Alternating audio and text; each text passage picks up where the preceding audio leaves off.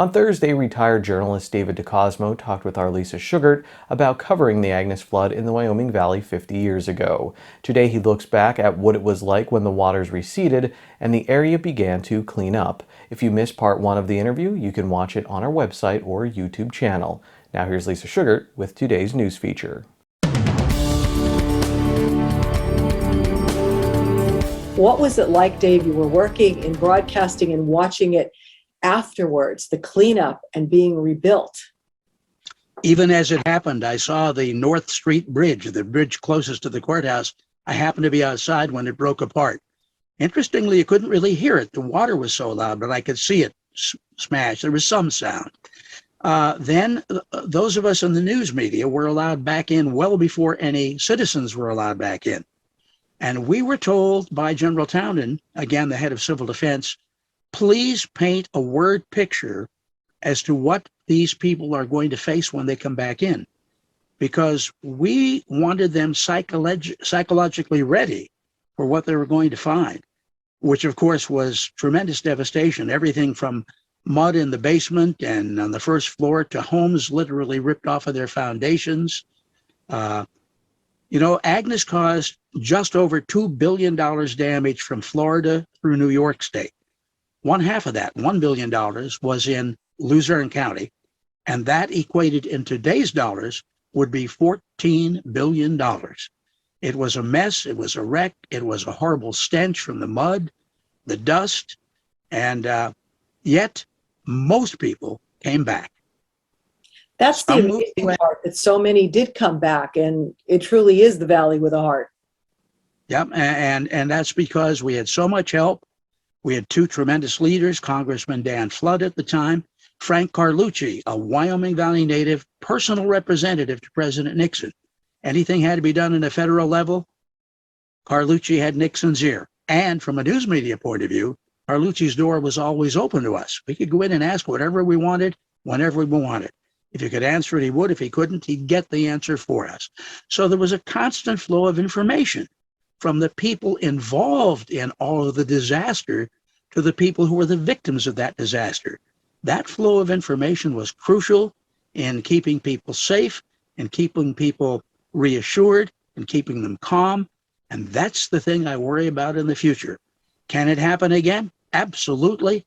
In fact, I will tell you it probably will happen again. Not a carbon copy. The valley itself may not be hit because the levee system has been raised. But when you raise the levees here, the water goes out somewhere else. So, and Mother Nature doesn't know what a 100-year flood is. If Mother Nature wants to send that flood tomorrow, it's coming.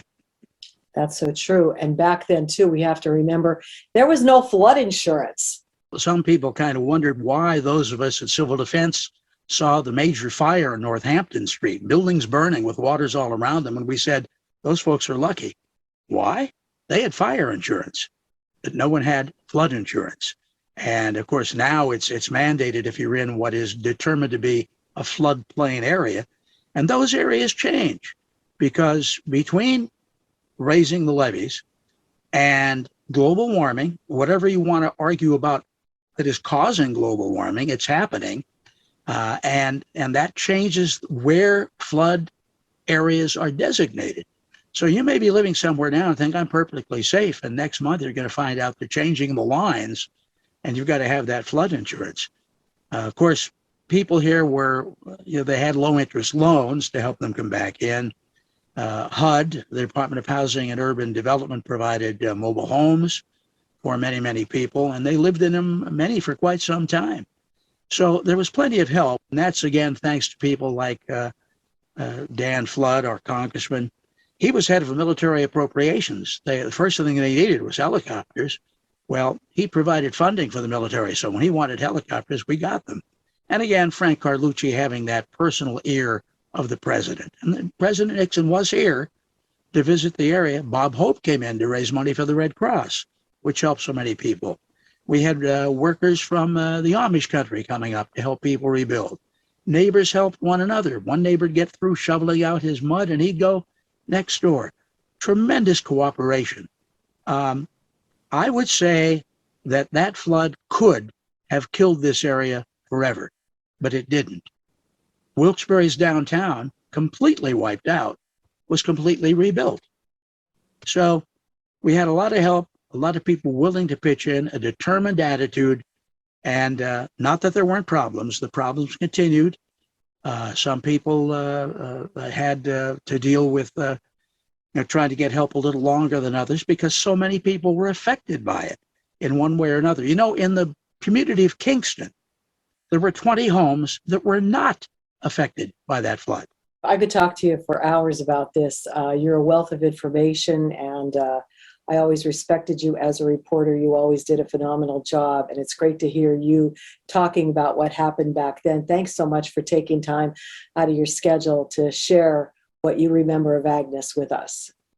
Thank you for remembering. It's worth remembering. Today's news feature is brought to you by The Cheese Store and more. Go to their Facebook page to see their specials and check out their catering menu.